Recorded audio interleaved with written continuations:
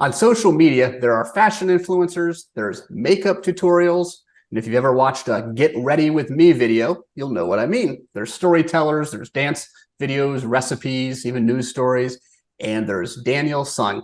He's founder of California-based Great Park Insurance. Daniel's out there on social media talking about life, food, personal finances, insurance, and more. Daniel started his agency and has built it into a multi-million-dollar enterprise. At the same time, he has more than 1 million followers on TikTok. That's influencer level right there, if you didn't know that. He has a podcast. He's got tens of thousands of followers on Instagram, and his agency is top rated on Yelp. And he's built everything from scratch, just like his agency. And Daniel, actually, I've had the pleasure of sitting down with you in person, but how I first came across you was on your food videos on TikTok. So for the few folks that may not know you, I think most of us know you online, if nothing else. Tell us who you are and where you got where you are. Mike, I'm a father to 5 beautiful kids and husband to my wife, Christina. And I got to tell you, Mike, there isn't a day that goes by where I don't pinch myself because just the life that we're able to live because of the industry that we're in. And we are making such great connections and friends and knowing people like you. We truly are living our best life. And we try to share as much as we can on social and have people really connect with us. And I think that's the key thing, is that you have to get comfortable being uncomfortable in the very beginning. But we're having a great time right now. So the followers that you have on multiple platforms sound pretty intimidating, and especially when you factor in that you built this from scratch, just like your agency. So how did you do it? And how long did it take to get where you are on the social media front? Well, the interesting about us is, if I were to look at us from a third perspective, the interesting thing is that there's so many different parts of our lives. The professional side of Daniel, and then we also have the Seong Life podcast, where my wife and I, we sit down, we share our life stories. And, the thing that I've noticed, the reason why we connect with so many people is because we probably lead with our failures, all the struggles that we've gone through, because we've been on food stamps. With our 4th daughter, I had to work 2 or 3 jobs, one of them being a graveyard shift. We've been on welfare. We've been at the very bottom of the bottom. So we share all those struggles because I notice people can connect more to failure than success on the professional side. Again, we started the agency when we were on welfare. I didn't know a single soul in the industry. So I didn't have any marketing money. So I thought, you know what? The only thing that I can do is I can let everybody know that's in my circle that I'm in insurance.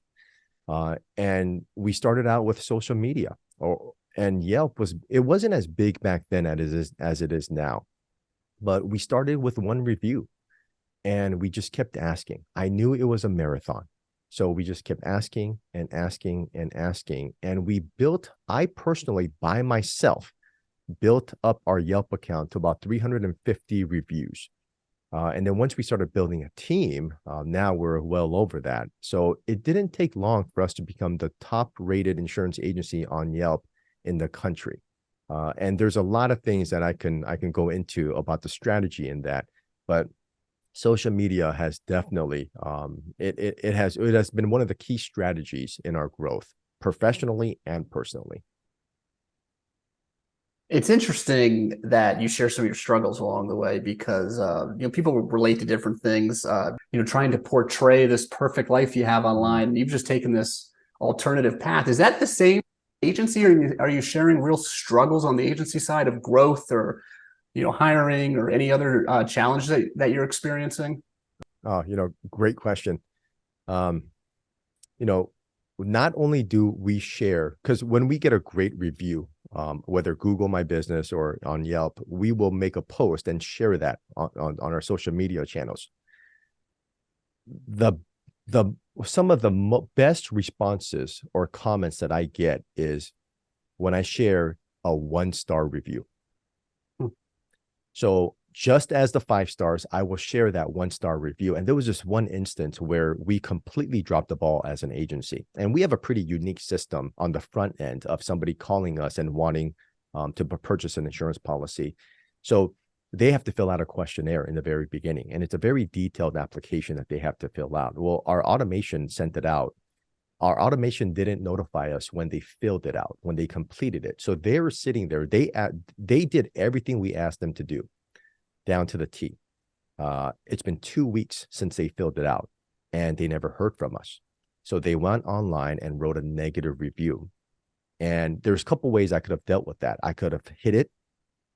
We could have responded in a nasty way. But I thought it was a real opportunity to teach the agency and the team of owning some of our mistakes. So publicly, I responded to her and said, we completely dropped the ball. You did everything we asked you to do, and we're going to make it right. So we figured out that the automation, something just didn't trigger it, didn't notify us. So we contacted them. We got them everything that they needed. And we ended up bringing them on as a client, and they also referred us their family members.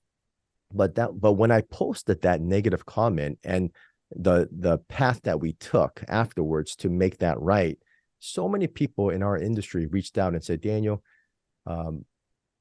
they were wondering how we would handle something like that. Or, when you see so many perfect reviews, you almost wonder if it's real or not. But they had such good feedback on that I would post a negative review, not just the positive reviews. When we as an industry really talk about technology being, online tools like social media or other sources of technology, one of the big hurdles that some agencies have to deal with is the cost. How do I budget for this? How do I staff for this? And, free can be an aspect of social media. And you didn't have a big budget when you were going. So can you talk a little bit more about the free element of media and how that kind of fit into your business plan of growing the agency when you didn't have the financial resources to do so? Simply posting online is not difficult. You have to get in a routine of it. Facebook is free, TikTok is free, IG, YouTube, it is all free.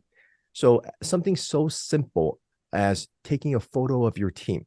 Now, on our Yelp account, we have over 3,700 photos up on our Yelp account. On our Google account, just the same. And the feedback that we get is amazing. Now, none of those photos will you find a post saying, give us a call so we can save you 15% on your auto insurance. It is all of our photos is of our team meetings, team lunches, gatherings, when we go bowling together. It's for the public to connect with our team. So you've got just different topics that you cover online, from the podcast you have with Christina, from the videos you do, the food element, not to mention all of your agency content you have. What are some of the most popular topics you've tackled, or videos that you've done, or discussions you've had online that have really just, you've gotten the views, or you've gotten engagement, questions, comments? What are those topics? Yeah, well, the perfect bite videos, I think our most perfect bite video is 14 million views. And by the way, can you describe that a little bit more? I've seen them. I love them. I don't know. I'll be watching them, and my wife's like, well, I know what you're up to. I know who you're watching. Yeah, it's just, I open up the rice machine, and I scoop rice. And it's hot, it's steamy. You can see the steam coming out. I take a big bite of it, and I take another bite of maybe some chicken or steak or just something that's really, really hot, or some soup. And then I take this raw onion, just a whole raw onion, and I just take a big chunk of a big bite out of it. So that gets a pretty good reaction from people. Daniel, you have so much content on both the agency side and on the personal life side. What about the agency side? What sort of content is out there that's driving clicks or likes, comments, or discussions? What are you seeing on that sort of content? Well, so I have a lot of people who reach out to me, just asking advice on maybe some automation pieces that they're working on, or marketing, or systems and processes. And, Mike, it's really interesting how if you and some of the posts, like this morning's post, I forget what it is, but I will post a simple post that says never quit, and I'll put my photo on there and I'll make that a post. Something so simple, something that we all know, that we all tell our kids, that we all tell each other. But I spend 30 seconds, create a post, and I post it. Doing that daily has made me an influencer. Now, there are so many more people qualified to give advice, but nobody knows them because they're not putting themselves out there. And a lot of people will reach out to me and say, Daniel, how do you get the team involved? How do you, because all my team members, they don't want to be in front of the camera. Well, I never wanted to be in front of the camera. And I had a really tough time in the very beginning. But what I found out was, and everybody knows this, but just if you make it a routine and if you just get over that hump, it becomes so easy and it becomes so second nature. Now, the team has no issues with it. They are so comfortable because number one, they see me doing it. But number two, you slowly bring them in. In the very beginning, nobody wanted to be in front of the camera, but now they're fighting for it. And whenever we shoot videos, they're very much open to it. But it has to be somewhat of it has to be very consistent. And I think that's the biggest thing is I see a lot of people try it for about a week or two, and then they stop it. But it's something that can become so effortless that gives such high rewards. And I've made a lot of great connections because of it. The agency has grown because of it. And there's a lot of benefits, but I would just say start very slowly and start by posting once, maybe every week, and then 2, and then 3, and then 4, and then you'll realize how simple it is. And particularly on the agency side, who's watching these videos or reading these posts? I mean, do you pay attention to that? Are they customers? Are they, peers in the industry, carriers? Who is it? Yeah. So on our, if I'm posting it on Facebook, I have a lot of my friends and customers, and also industry friends. So it's a wide range of an audience. On LinkedIn, it's probably a little bit more on the professional side. But all those posts also get repurposed to our social media platforms, such as Yelp, Google, everything else, and Instagram. So ultimately, I think everybody sees it. But with Facebook and LinkedIn, for example, or TikTok, there are some variances in what you want to post. Somebody reached out to me and said, Daniel, I love your LinkedIn strategy recently. And he said, Daniel, when everybody's so stuffy on LinkedIn and everybody tries to be this professional person, here you are taking a photo of the fish that you caught in Alaska with an industry shirt, yelling at the top of your lungs. And they said that really caught my attention, and I love how different you are.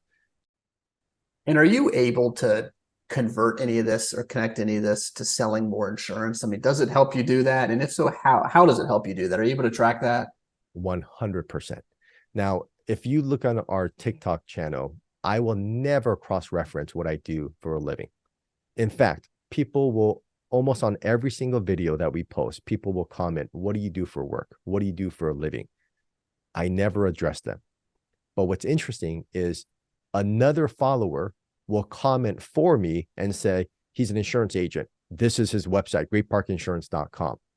We have specifically had people, even if I don't promote it, we've had people call into the agency from TikTok and become a client. We've had walk-ins.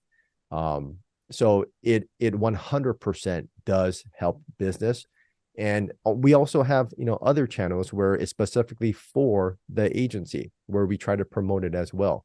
But the best advice I can give is just cast a wide net. There isn't one thing, one post that I can look back and say, that was the difference maker. That post right there really took off. It's just everything working together. And I don't know too much about SEO, but I know that the more content you throw out there, the bigger advantage you have. And it really does help separate you from the crowd. So for the agents that are listening to this and need to, to come up with more content or just get more aggressive in general on social media, figure out if it's Facebook or LinkedIn, you don't know where to begin. What's your advice to them? What's the first couple of steps that they should take? It's interesting because you want every post to go viral. I would say post straight for 100 days without hoping any of them goes viral. I think if you post and if you create content for a minimum of 100 days, some people would say longer, but if you do it at least for 100 days, you'll know what works and what doesn't. You'll know what you feel comfortable with and what you don't. Consistency is so important.